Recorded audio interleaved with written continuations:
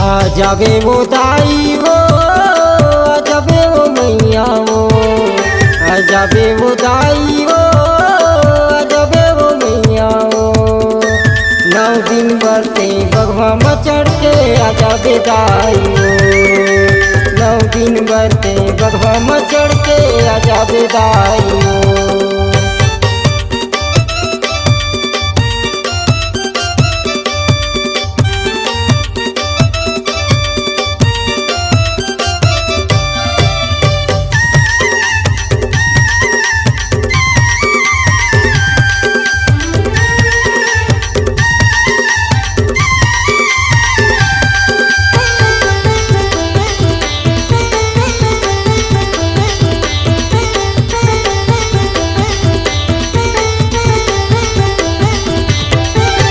खपरी के बंजारी लायाबे घरवाटी के महामाई वो घरवाटी के महामाई।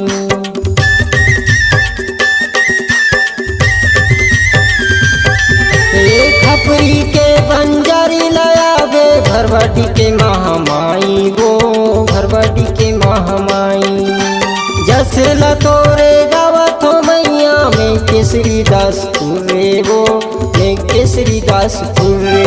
आ जाबे वो दाई वो आ जाबे वो मैया वो 9 दिन बरते बगवा मचड़ के आ जाबे दाई वो 9 दिन बरते बगवा मचड़ के आ जाबे दाई वो।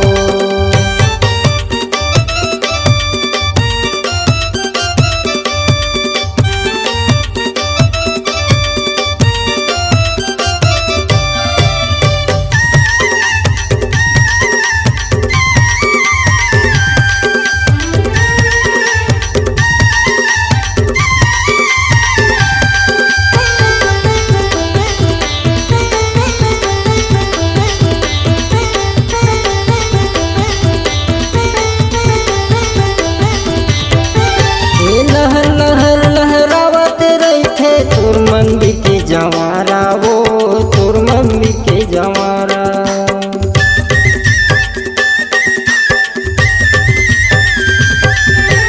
जगमग जगमग जोत हजल थे 9 दिन बर मोर दाई वो 9 दिन बर मोर दाई।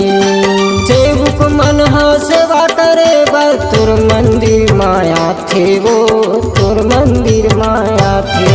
आ जाबे वो दाई वो आ जाबे वो मैया वो 9 दिन बरते बगवा मचड़ के आ जाबे दाई वो 9 दिन बरते बगवा मचड़ के आ जाबे दाई वो।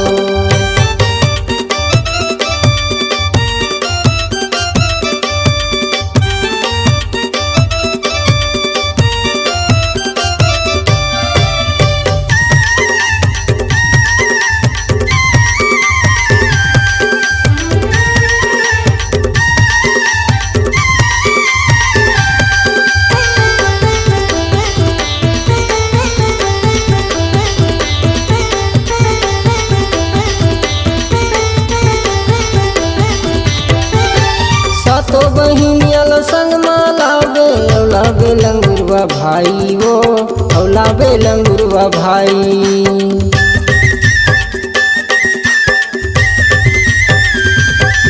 ये भगत मन हा तोर चरण माँ शीश नवावै दाई वो शीश नवावै दाई। हर्ष राज तोर चरण माँ गिर के माथ नवावै दाई वो माथ नवावै दाई। आ जाबे वो दाई वो आ जाबे वो मैया वो आ जाबे वो दाई वो आ जाबे वो मैया वो 9 दिन बरते बगवा मचड़ के आ जाबे दाई वो 9 दिन बरते बगवा मचड़ के आ जाबे दाई वो। आ जाबे वो दाई वो आ जाबे वो मैया वो आ जाबे वो दाई वो आ जाबे वो मैया वो 9 दिन बरते बगवा मचड़ के आ जाबे दाई वो 9 दिन बरते बगवा मचड़ के आ जाबे दाई वो 9 दिन बरते बगवा मचड़ के आ बेदाइयो। 9 दिन बरते बघवा में चढ़ के आजा बेदाइयो। 9 दिन बरते बघवा में चढ़ के आजा बेदाइयो। आजा बेदाइयो, आजा बेदाइयो। भोले दुर्गा मैया की जय।